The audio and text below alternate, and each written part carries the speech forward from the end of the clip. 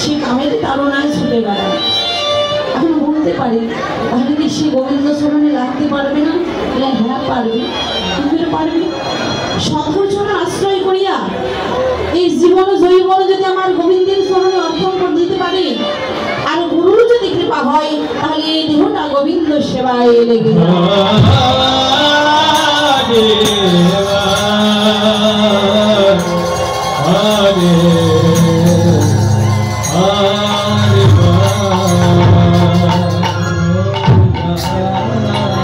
তো যাই হোক, এখন যে পালাটি আপনারা আস্বাদন করবেন সেটি হচ্ছে ফিরা গোষ্ঠ বা উত্তর গোষ্ঠ লীলা। ফিরা গোষ্ঠ কাহাকে বলে আর উত্তর গোষ্ঠ কাহাকে বলে তাই না? হরি বল, দুটো দুই রকম কথা হচ্ছে না, একটা ফিরা গোষ্ঠ একটা উত্তর গোষ্ঠ।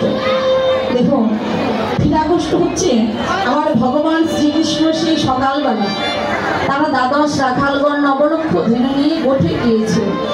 এবারে বেলি অবসান হয়েছে, মায়ের কোলে ফিরে যাবে। সেটা হচ্ছে ফিরা গোষ্ঠ। উত্তর গোষ্ঠ কাহাকে বলে? ভগবানের 64 পালার মধ্যে সর্বশ্রেষ্ঠ পালা হচ্ছে একটা আসার পালা, একটা যাওয়ার পালা। আমার ভগবানের আসার পালা শেষ, এবারে যাওয়ার পালা, তাই না? ঘরে ফিরে যাবে।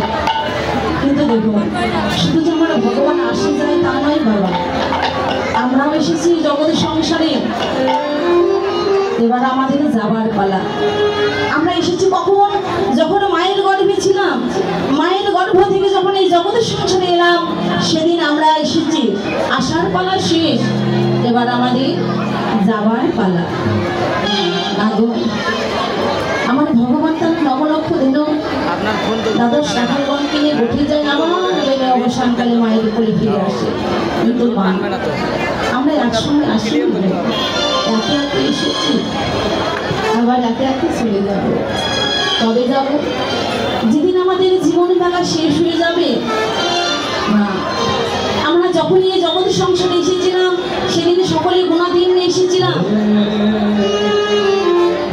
যখনই এই জীবন বেলা ডুবে যাবে, যেদিন আমাদের আয়ুসূর্য ডুবে যাবে, সেদিন আমাদের এই দেহটা শ্মশান ঘাটে নিয়ে যাবে। শ্মশান ঘাটে নিয়ে গিয়ে এই দেহটা উত্তরে শিওরে শুয়ে আমাদের দেহটা পুরো ছাড়খাড় করে দেবে। সেদিনে আমাদের হবে জীবনের উত্তর গোষ্ঠ।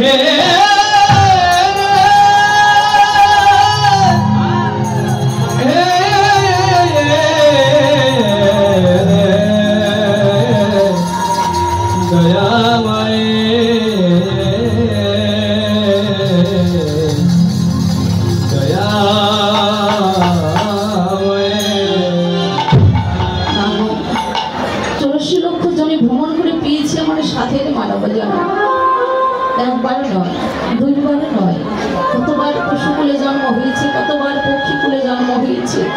আমরা সকলে ভগবানের কাছে কত না কেঁদেছি, কত না সেবেছি। একবার মানব জন্ম দাও, যে জন্ম পেলে তোমার নাম ভজনা করবো, যে জন্ম পেলে তোমার সাধনা করবো, যে জন্ম পেলে তোমার ভক্তির সঙ্গে করবো। ভগবান করুণা করে পাঠিয়েছিল জগতের সংসারে।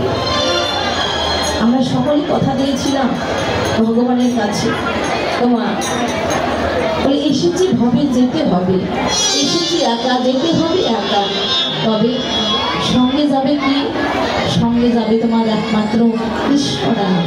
আর এই ভক্তের চরণ ধরে ছাড়া আর সঙ্গে যাবে না বাবা। সময় চলে গেলে আর সময় পাওয়া যায় না গো। বড় ভাগ্য ফলে পেয়েছি আমার মানব জনম, জানি না হয়তো পারে জীবন হবে কিনা বাবা।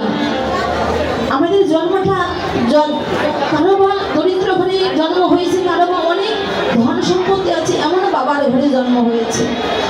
কিন্তু দেখো, যার যতই ধন ঐশ্বর্য থাক না কেন মা, যেদিন আপন ঘরে ফিরে যাব, পড়ে থাকবে মায়ার সংসার, পড়ে থাকবে তোমার ধন ঐশ্বর্য, পড়ে থাকবে তোমার টাকা পয়সা, সঙ্গে কিছু যাবে না। সেদিন সম্বল হবে একমাত্র কৃষ্ণরা। তোমার যতই ধন